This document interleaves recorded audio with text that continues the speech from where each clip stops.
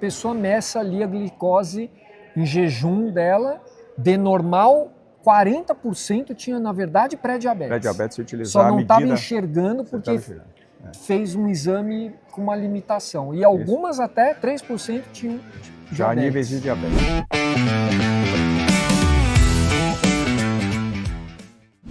Continuamos aqui no Congresso Europeu de Diabetes, a cobertura SBD. Eu estou aqui com o Renan Montenegro Júnior. Renan, a gente sabe do papel do CGM, da monitorização contínua de glicose, em quem tem diabetes, certo? Tanto para tipo 1 quanto para tipo 2.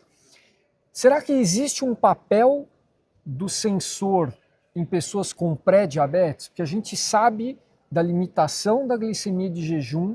Às vezes a gente perde alguns casos de diabetes se a gente fizer só a glicemia de jejum, não é? O que você tem para contar sobre a palestra que você viu?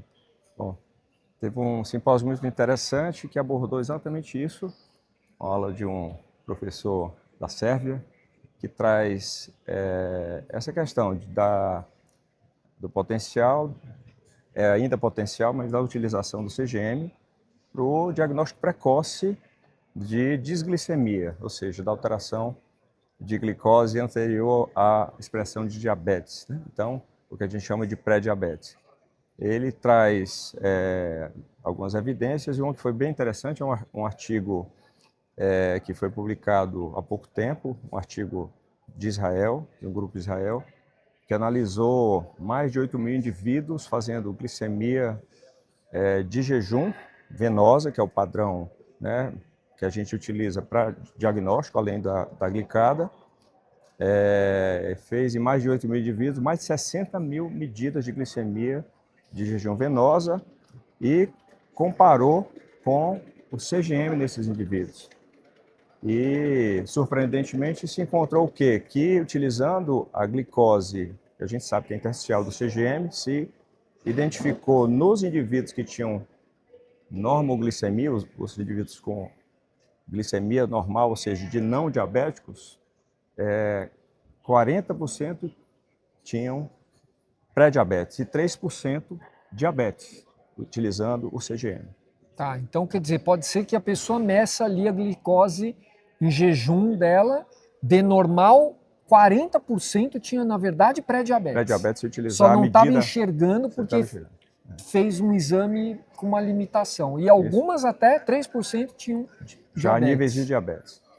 Isso tem um impacto muito importante em função do que a gente já conhece de complicações associadas já nessa fase do pré-diabetes, macrovascular principalmente, mas complicações até microvasculares, né? Então a gente tem de fato que estar atento a uma possibilidade como essa.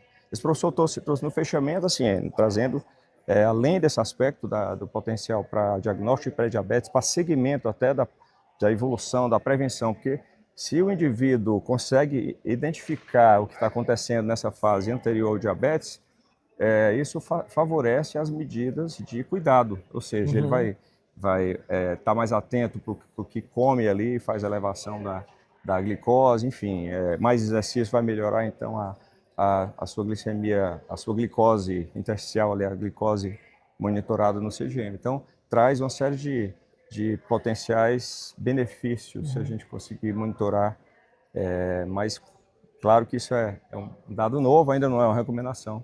Sim. Mas nem bem tem interessante. parâmetros. Nem tem parâmetro para recomendação. Talvez no futuro, então, o sensor de glicose sirva também para diagnóstico, mas a gente ainda não tem quais os valores ou quanto tempo acima do alvo, né, para se considerar pré-diabetes ou diabetes. Isso tudo ainda está por vir, precisando ser estabelecido. Isso. Obrigado, Renan, Eu que por agradeço. trazer essas informações. Continue acompanhando aqui a cobertura SBD. Um abraço.